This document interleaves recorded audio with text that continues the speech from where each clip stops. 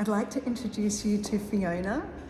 Her artwork is the backdrop for us today, and we're in Melbourne in Abbotsford.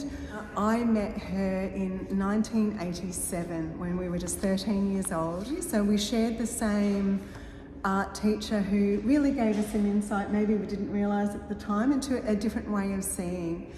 And 35 years later, here we are, standing here, and have had this aligned life, but probably only seen each other twice in that time. The alignments have really been around art, where we ended up studying in university, and also similar sorts of work that we did in that time. So we're going to, I guess, allow that natural discourse of how they've aligned to come out when we're exploring Fiona's work. Beautiful body of work here at Abbotsford. Thank you. Can you tell me some of the words that you would use to describe your work and what meaning those words have for you? So it's hard to describe your own work because it's like a child that's gone into the world and it has its own energy. So every painting has its own energy. But when you look at my work as a whole, there is threads throughout. So there is a lot of, I do talk about form and feeling, that relationship with form and feeling. So feeling is important to me, and I would hope that that would remain. And you connected obviously with those words to that emotive aspect to the work. But there is a structure, so a lot of abstract work are very much coming to the forward to the picture plane and becoming very locked space, especially contemporary abstract work.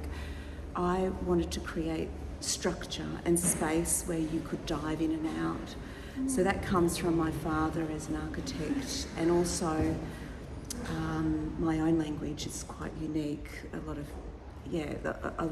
I wanted to make homage to the old artists like Teopolo.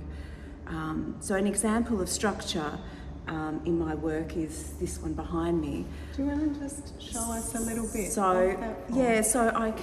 There is a lot of structure through horizontal and verticals I use.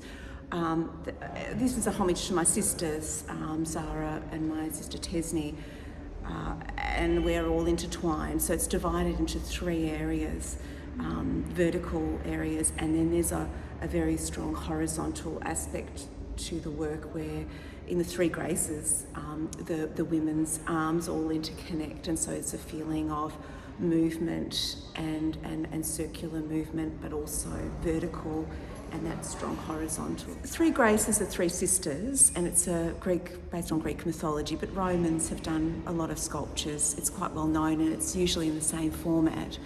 And there's three sisters grouped together, moving in a circle, but their arms are connected.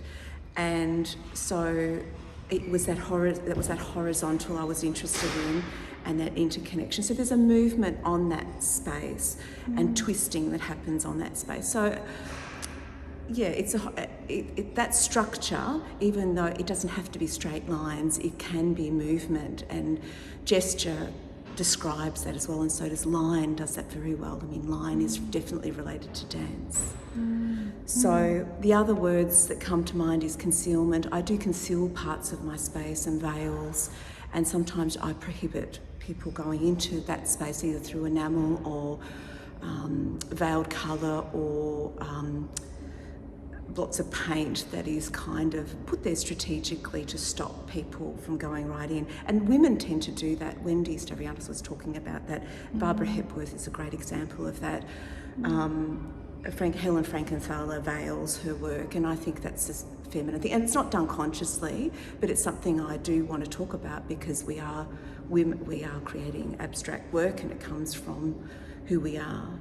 So that's another thing that's come out. And with this work in particular, that's why I thought I'd stand, it's a lot more tonal in construction. So I've really thought about the early Renaissance, but especially Teopolo and his drawings, and it's got very linear in composition, but it's arranged in a tonal way. So colour is very related to tone. So my logic in colour is related to tone and structure, and Picasso is very much about structure, and I take from him, while Bonnard and Monet is more about colour interactions and the dissolving of structure. So I didn't want to create work without structure because that made sense to me because my father was an architect and I was exposed to that as a child.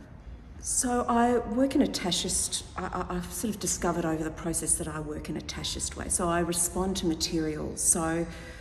And the way I respond to materials is what I need to express at that time, and it's not logical, it's intuition. So sometimes I need to work with sandpaper, that's very hard, or pieces of rust, like with my collage. And in my paintings I sometimes use enamel because it sort of gives it an assertiveness, it gives it and I don't use it as a superficial aspect. It has to feel, because some people use it to create energy through the juxtaposition of those textures.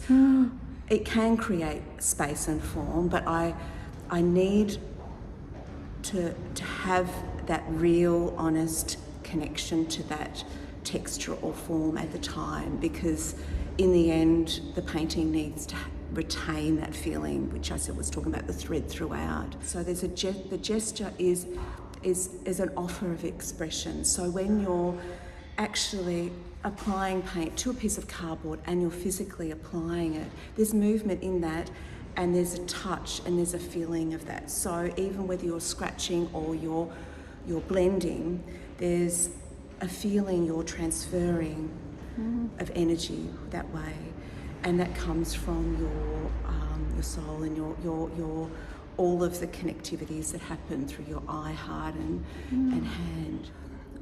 There's a lot of risk taking when you're doing gestural work, and often a mark, you're not sure if it's going to ruin the whole work, but that's part of the risk taking, is transferring the energy.